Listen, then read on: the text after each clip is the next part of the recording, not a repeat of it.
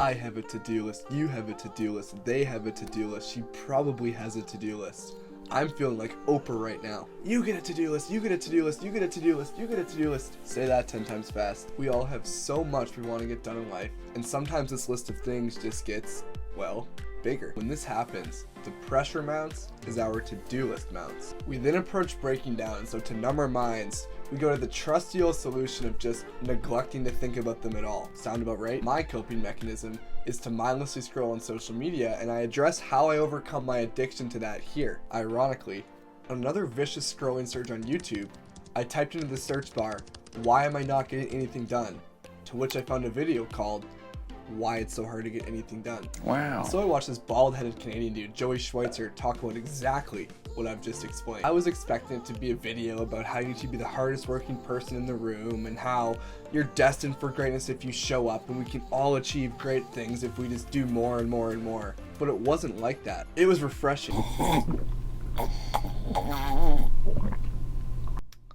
He explained that as our to-do list grows, so does our anxiety. This leads to our motivation spiraling downwards as our to-do list spirals upwards. It's a vicious cycle. The solution? Tackle the entire list, right? Very nice words, but happens to be wrong. On paper, this is absolutely the right answer, but in reality, we're all weirdly wired.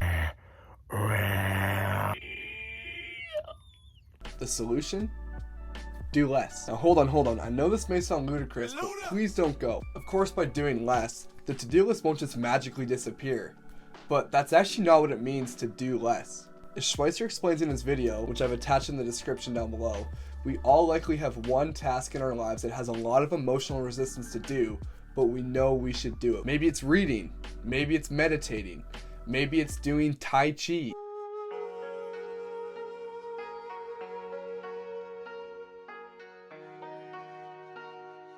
This task is called the one thing, and it's a concept popularized by Gary Keller in his book called The One Thing.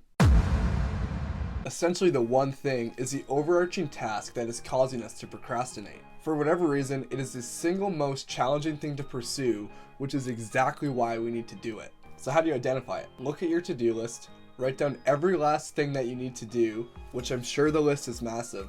Then identify the one thing that has the most amount of resistance to it. Once you figure out what it is, cross out everything else on the list, only do the one thing, and don't do anything else. This will create momentum and make us feel accomplished, which is the feeling we must try to emulate in order to tackle the rest of the day, to create momentum for the rest of the day. It is a small win of perceived progress that makes us want to do many more things and helps us eventually tackle the rest of our to-do list. For me, my one thing is writing, and as an aspiring screenwriter, it's obviously important to sit down and write. If I don't do that, then this dream will just never happen. And for these YouTube videos as well, I write all these scripts, so writing is definitely the thing I need to tackle every day, but for whatever reason, there's so much emotional resistance to doing it.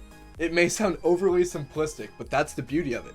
I can remember the first time after reading Atomic Habits, I mentioned this concept of a habit tracker. Being bright-eyed and bushy-tailed, I legitimately had 25 different habits I was trying to tackle. 25! By the way, what the heck does that even mean? Who comes up with these expressions? What? That's often the trouble with just starting out, is we feel overly ambitious and we take on heaps of work. Sorry, that was my Aussie coming out.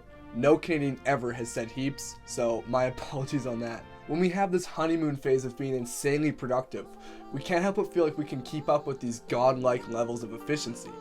But then, sure enough, we come crashing down to reality and realize that we're taking on an unsustainable amount of work. This lack of motivation causes a downward spiral, our to-do list skyrockets, our anxiety skyrockets, and now we're back to square one. Overwhelmed, overflooded with things to do, and we don't know where to go, so we just procrastinate as a result. Blah, blah, blah. You get it. You've been there before. And who knows, maybe you're even using this video as a way to procrastinate on the mountain of stuff you know you need to be doing. So my challenge to you this week is to identify your one thing and then do it every single day without question. And sometimes you'll miss, but that's alright. As James Clear says, a habit missed once is an accident. A habit missed twice is the start of a new habit. All of these habits we want to implement are our one thing. We can scale it back to literally rewarding ourselves for doing the most basic effort. Like if you want to go running, then putting on your running shoes gets you to tick off the habit. or if you want to write, then opening Google Docs is what you can help to check off that to-do list. A lot of us often wait for motivation to strike before we take action, but it's actually the opposite. If you do action first and then motivation, the motivation will follow.